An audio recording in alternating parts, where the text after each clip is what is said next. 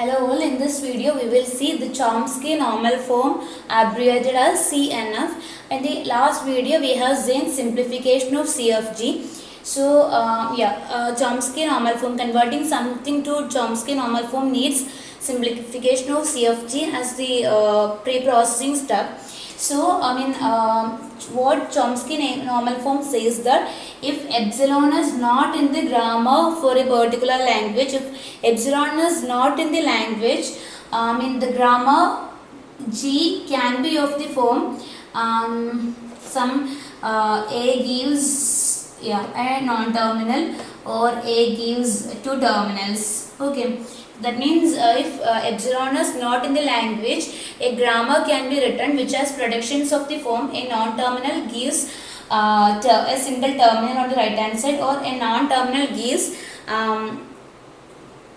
two non-terminals on the right hand side. Every production of G could be of this particular form. That is, if epsilon is not in the language, every production of G will be of the form non-terminal gives terminal, a single terminal, or a non-terminal gives two non-terminals on the right hand side. So this is known as Chomsky normal form. So this Chomsky normal form, that is converting a language to Chomsky normal form, is it is used in many algorithms in using CFG. That is, when CFG is taken as an input parameter for different algorithms, converting CFG to CNF is required. For example, for membership problems and for bottom-up passing and all. So in such situations, we need to convert CFG to a CNF. So please to keep in mind that the output productions will be of this format. Okay. So and again now we will see how you can convert this, that is convert the given CFG into CNF. So the first step is to eliminate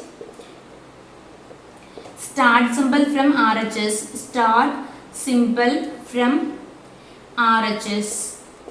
That is, if the start symbol S is there in the RHS, if and only if S is there in the start symbol is there on the RHS, create a new symbol S0 and write down the production S0 gives S. So S0 is the new start symbol now. See, S means any start symbol for that matter. It need not be the symbol S itself.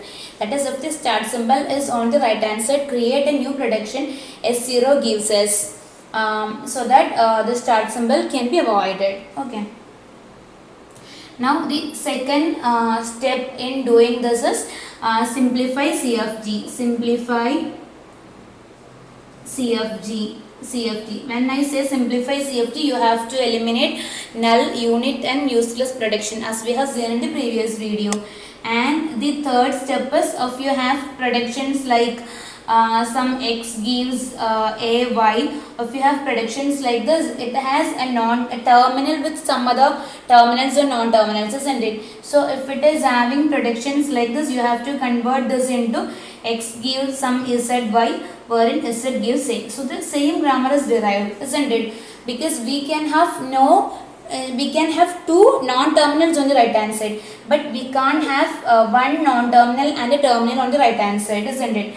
Or if it is like S gives some A, B, you cannot have more than one terminal on the right hand side. In that case, you can write it as X gives Z, Y, where Z gives A and Y gives B. So we can have two non-terminals adjacent on the right hand side, but we can't have two terminals adjacent on the right hand side, isn't it? So you can break it like this, so that Z is giving this A and Y is giving this B. So hope this is clear, because this form is allowed by these two predictions, but this form is not allowed. Now if you are having more than two non-terminals on the right hand side, for example S gives Y, Z, U, something like this, you have to break it down again. What you can do is, you can split this into X gives Y, P and P gives ZU, isn't it? X gives YP and P gives ZU. So you can break it like this. That is, these are the first step. First step is eliminate start symbol if it is present in the RHS by writing a new prediction like this. Now simplify the CFG by eliminating null, unit and useless predictions.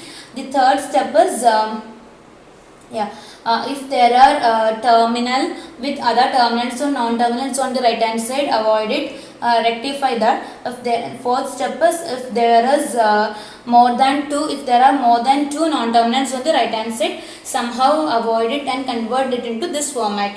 Now we will see two grammars. For example, let G1 be some A gives BC. B gives B gives small b and C gives small c. So this grammar is actually in the CNF format because all the predictions are of this format, either two non-terminals on the right hand side or exactly one terminal on the right hand side. So this is in CNF format. If I am giving you another grammar, for example, some A gives BCD and B gives BB and C gives CC or CC. So this grammar is definitely not in the CNF format because it is having more than two non-terminals on this right hand side. So this is not in CNF. Now it is having a terminal combined with a non-terminal on the right hand side, not allowed.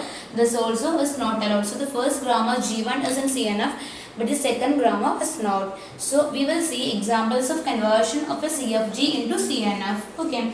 So every grammar which does not derive epsilon has an equivalent CNF. That is, for every language that doesn't have epsilon as a part of it can have an equivalent CNF for its CFG. Okay. So we will see an example now. S gives BA or AB and A gives BAA or AS or A. Now B gives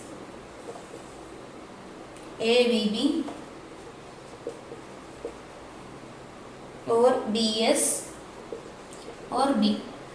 So this is the grammar that we are having. So the start symbol is S. So it is appearing on the right hand side. So here we have AS. So here we have BS and all.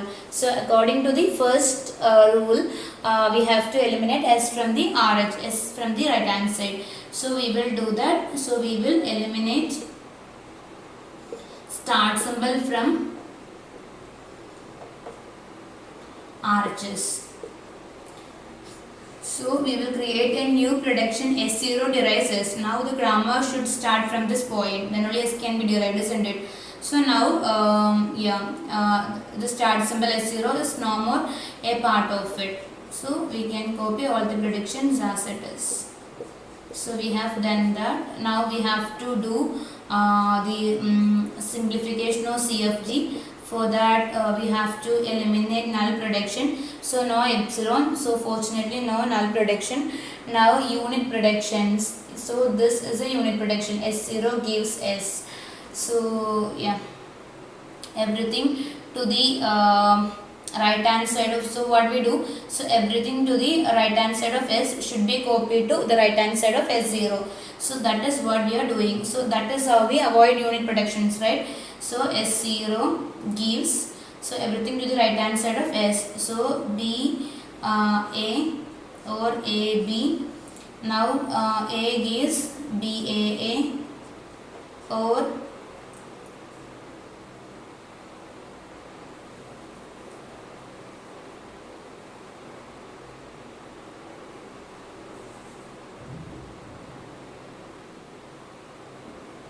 yeah, ABAA or AS or AA. We have to copy this also because as a first step to avoid write the grammar without any unit prediction, you have to copy all the predictions that do not have unit prediction. So S gives BA or AB should be definitely copied. Now B gives ABB or BS or B. So this unit predictions have been eliminated. Now if you look at this, you can see that S0 and S are exactly the same because we have assigned S to S0. So this is what will definitely happen. So you don't have to worry about that. Okay, because the CNF doesn't want it. So this is eliminating unit predictions. Now you have to eliminate useless predictions if any. So looking at it, for useless production, S0 is the start symbol. It derives B, A and AB. Now A derives A and B derives B. So S0 is a start symbol and can derive a terminal. So S0 is useful. Now S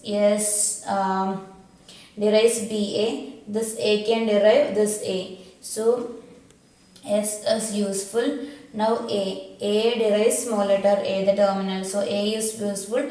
B derives small b. So B also is useful. So we have avoided. We have done the pre-processing. That is, we have done step 2, simplified the CFG.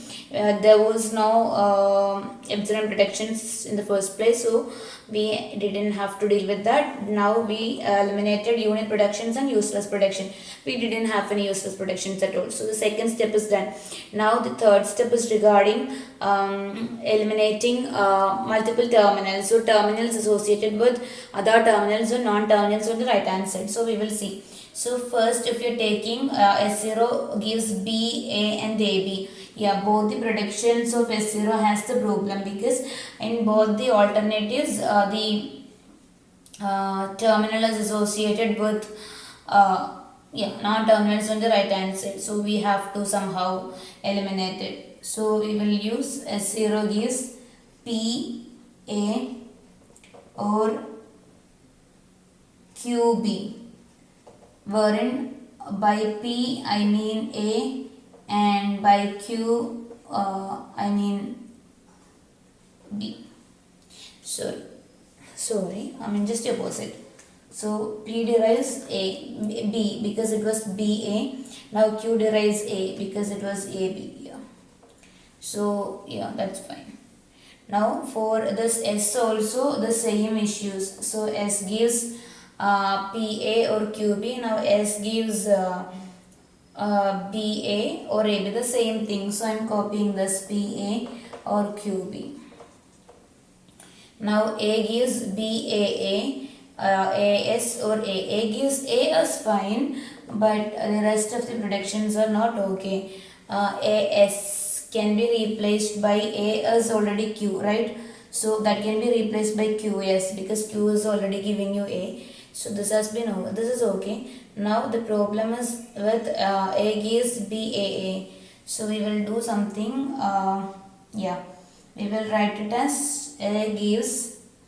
To replace this BAA, I will write A gives RA. What this R is actually BA, which again has problem because that terminal is followed by a non-terminal. So you know that B is actually P. So I'll write R gives PA. So that is fine. Okay. Now so A is okay now. Now we have B. B gives ABB, BS or B. We have problems there. B gives B is okay because the terminal on the right hand side, that is pretty fine. Now BS. BS is not okay, but I can write it as PS because P is already deriving B. So yeah, I'm okay with that. BS. Now ABB. For ABB, I'll write TB. Word T is actually AB. But again, AB is not allowed because the terminal is followed by non-terminal. So I will write Q4A. So it is QB. So this is the final grammar. The predictions are S0 gives PA or QB. All the alternatives are having two non-terminals on the right hand side. So this is fine. The prediction is in CNF. The second thing also same. So that prediction is also in CNF. Now the third prediction is A gives A, that's fine. QS, that's fine. RA, so A is fine. Now R gives PA, that is already also fine because two non-terminals, exactly two non-terminals on the right hand side. P gives B is fine, exactly one terminal. Q gives A is fine, exactly one terminal. B gives B, fine, exactly one terminal. PS, okay, two non-terminals exactly. TB, exactly two non-terminals. T gives QB, exactly two non-terminals. So yeah, this is fine. See, for the same CFT, you can have several different CNF, because that depends on the order in which you start to solve this. I mean, the variables that you're substituting, everything. So I mean, there is not a single universal answer which everyone should get. No, it's not like that. For the same question, you can have different answers. That's perfectly fine. So with this, we will move to the next example. So here is our question. S gives ASB, A gives AAS, A or epsilon, B gives SBS, A or BB. So the first step, as you know, is eliminate the start symbol from RHS. So I am introducing a new start symbol as 0. So 0 gives S, now S gives ASB, A gives AAS or epsilon, and B gives SBS or A or BB. So that is it. After eliminating the start symbol from RHS. So eliminate start symbol from RHS. So this is the step that we have done. Now you have to simplify CFG. That is first thing that you have to do is eliminate null prediction. See here, A is nullable because A derives epsilon. So in every alternative you have to substitute A epsilon for A. So S0 gives S. Now S gives ASB. So you have to write ASB. Now all the combinations substituting epsilon for A. So you will get SB also. Okay. Now A gives AAS. Now if you substitute epsilon for A, you will get AS. Now A. You can't write A gives epsilon. Now B gives SBS. Now B gives A. And when you substitute it, you will get B gives epsilon, but you can't do that. But B derives epsilon in one or more steps. So B also is nullable. BB. So you have to substitute epsilon for B also. So if you are substituting epsilon for B here, you will get AS. Now if you are substituting epsilon for B here also, you will get S. Yeah, that's it. So this is the grammar after eliminating epsilon predictions. That is the null predictions were eliminated. Okay. Yeah. Now you have to eliminate unit predictions. So yeah, there are two unit predictions. So next is unit predictions. There are two unit predictions. S0 derives S, and the other unit prediction is B derives A.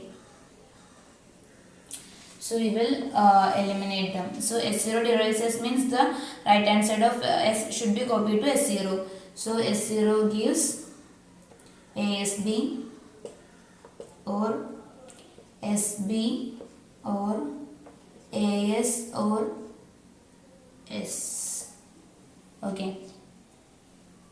Yeah. Again, S0 gives S. This production should be this. Non-unit production should be avoided. So S0 gives ASB, SB, and AS. S gives S also should be avoided. So you won't get that either. Now S gives the same thing. ASB, SB. Yeah, that's it. Sorry, AS. Yeah. Now A gives, A does not contain any unit production in it. So AAS or AS or A. Now B gives SBS or B gives A. So we will write the other predictions here. Now B derives A. So what happens is right hand side of A should be copied to right hand side of B. So right hand side of A is AAS, AS or A. So this is the grammar after eliminating all the unit predictions. Okay. So you will get this. Now what you have to do is useless predictions should be avoided. So let's take whether there is something useless. S0 derives AS, S derives SB and AS and ASB. So yeah, A derives actually a non-terminal. B also derives a terminal. So A and B can derive terminals, and both of them are reachable from S0 also. So A and B are useful definitely because they are deriving terminals and they are reachable from S0. Now let's check whether S is useful. ASB, SB, AS, all the options of S includes S itself. So I mean that will go recursively and S does not derive any terminals at all. So S is actually useless, so you can get rid of S. So now when we avoid useless production, you can see that S0 cannot derive any terminals, S cannot derive any terminals, A and B are deriving terminals. But here what happens is,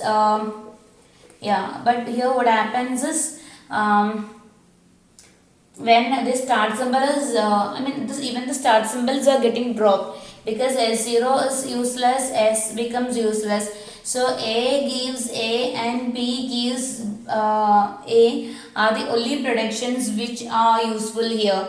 So these are the two predictions, but they are not even reachable from the start symbol of the grammar because the start symbol of the grammar has been dropped. So in essence, when you convert this grammar, you won't be getting anything at the output. Because all the predictions get dropped. But hope, from this, you could understand how all these steps work. See, if here also, if you look at the grammar, you can see that ASB. Now, S is not getting replaced anywhere. S does not have any terminals to get it substituted with. So you don't have anything. This S will be there infinitely. So you won't get any language, any grammar at the end when you convert this. So this entire grammar, yeah, you won't get anything at the end. That's it. So we will do another example. So this is our next question. So just like the first step, we will create a new start symbol. S0 derives S and S derives A, S, A, B. Now A derives B over S and B derives B over epsilon. So this is the grammar. Now what we have to do is you have to eliminate, we have to do step 2, that is simplify CFG. So null prediction should be eliminated first. So B derives epsilon, so B is nullable. A derives B, B derives epsilon, so B is nullable.